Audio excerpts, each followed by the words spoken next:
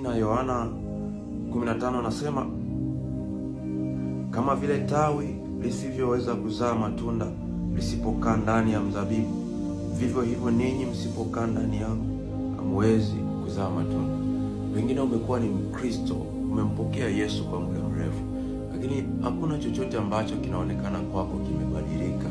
Hakuna matunda ya kimungu ambayo yanaonekana kwako. Sasa pengine usije ukawa ni mtini ambao Mungu alienda kuangalia walau apate tunda ili aweze kupata nguvu tena. Pengine unaweza kuwa ni wewe ambaye unanisikiliza, imekuwa ni desturi yako. Mungu amekuwa akikusemesha kwa habari kumfanyia kazi, kwa habari ya kuwafundisha wengine habari za Kristo, lakini umekuwa na moyo mgumu. Angalia usije ukawa ni mtini utakao laaniwa, usiweze kuzaa tena. Hizi ni habari njema, si mimi ila ni neno la Kristo ndilo linavyosema. Usishupaze shingo yako.